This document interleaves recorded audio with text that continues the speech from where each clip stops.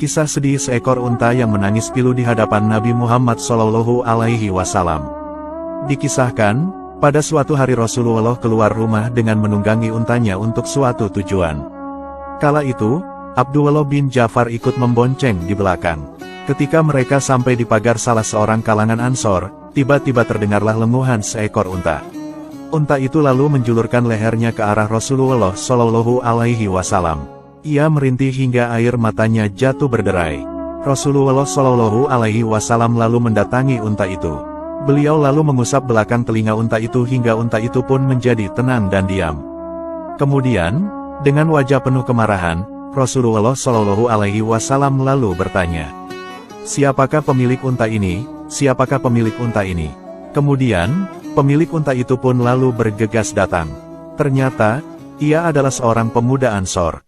"Itu adalah milikku ya Rasulullah," katanya. Rasulullah Shallallahu Alaihi Wasallam berkata, "Tidakkah engkau takut kepada Allah karena unta yang Allah peruntukkan kepadamu ini? Ketahuilah, ia telah mengadukan nasibnya kepadaku, bahwa engkau membuatnya kelaparan dan kelelahan."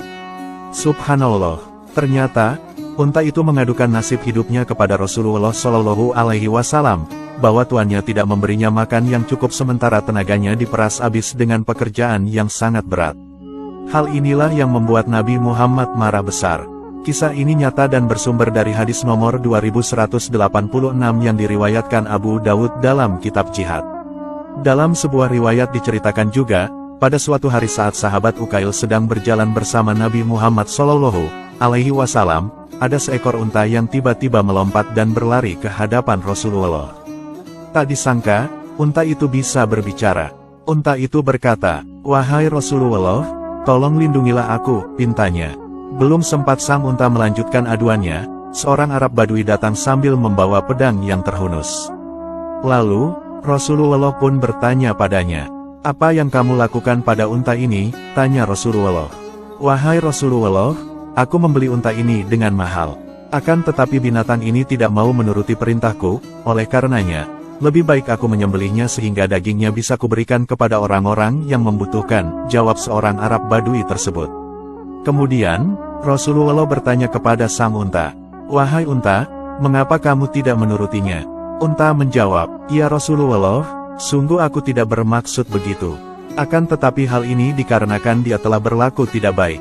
Dia sering tertidur dan lalai untuk melaksanakan sholat Isya. Jika dia mau berjanji untuk rajin salat Isya, maka aku akan menurutinya." Setelah mendengar penjelasan dari seorang Arab Badui dan sang unta, Rasulullah Shallallahu Alaihi Wasallam pun menyuruh seorang Arab Badui itu untuk berjanji, dan kemudian menyerahkan unta yang dapat berbicara itu kepadanya. Akhirnya, ia dan unta peliharaannya pun kembali pulang. Kisah di atas hanya baru hewan.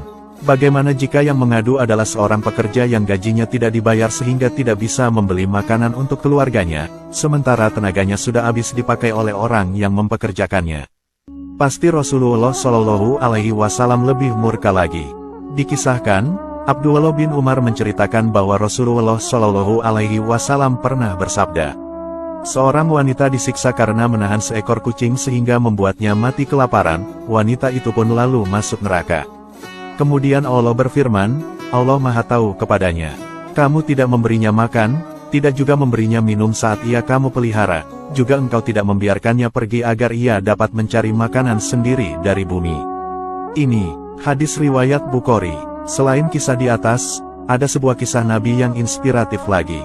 Suatu hari, Amir Arom dan beberapa sahabat sedang bersama Rasulullah Shallallahu Alaihi Wasallam. Amir Arom berkata, "Tiba-tiba seorang lelaki mendatangi kami. Lelaki itu dengan kain di atas kepalanya dan di tangannya terdapat sesuatu yang ia genggam." Lelaki itu berkata, "Ya Rasulullah, saya segera mendatangimu saat melihatmu. Ketika berjalan di bawah pepohonan yang rimbun, saya mendengar kicauan anak burung. Saya segera mengambilnya dan meletakkannya di dalam pakaianku. Tiba-tiba, induknya datang dan segera terbang berputar di atas kepalaku. Saya lalu menyingkap kain yang menutupi anak-anak burung itu, lalu induknya segera mendatangi anak-anaknya di dalam pakaianku sehingga mereka sekarang ada bersamaku." Rasulullah lalu berkata kepada lelaki itu, "Letakkan mereka." Kemudian, anak-anak burung itu diletakkan. Namun, induknya enggan meninggalkan anak-anaknya dan tetap menemani mereka. Nabi lalu bertanya kepada para sahabat-sahabatnya, "Apakah kalian heran menyaksikan kasih sayang induk burung itu terhadap anak-anaknya?" "Benar, ya Rasulullah," jawab para sahabat. Nabi bersabda, "Ketahuilah, demi zat yang mengutusku dengan kebenaran, sesungguhnya Allah lebih penyayang terhadap hamba-hambanya melebihi induk burung itu kepada anak-anaknya." Nabi lalu berkata kepada lelaki yang membawa burung itu, "Kembalikanlah burung-burung itu ke tempat di mana engkau menemukannya, bersama dengan induknya," perintah Rasulullah. Lelaki yang menemukan burung itu pun segera mengembalikan burung-burung itu ke tempat semula. Begitulah akhlak terhadap hewan yang diajarkan Rasulullah Shallallahu Alaihi Wasallam. Bahkan, membunuh hewan tanpa alasan yang hak, Rasulullah menggolongkannya sebagai suatu kezaliman. Diriwayatkan dari Abdullah bin Amr bin Ash, bahwa Rasulullah Shallallahu Alaihi Wasallam bersabda, "Barang siapa yang membunuh seekor burung tanpa hak, niscaya Allah akan menanyakannya pada hari kiamat." Seseorang bertanya, "Ya Rasulullah, apakah hak burung tersebut?" Beliau menjawab, "Menyembelihnya, dan tidak mengambil lehernya lalu mematahkannya." Hadis riwayat Ahmad.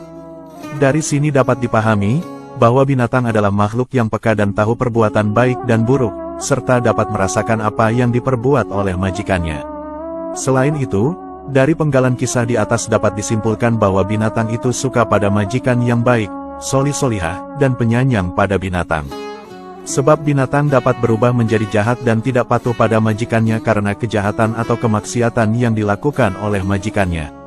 Begitu pula sebaliknya, jika majikannya adalah orang yang berbudi pekerti baik dan solih-solihah, maka binatang peliharaannya pun akan nurut dan patuh padanya.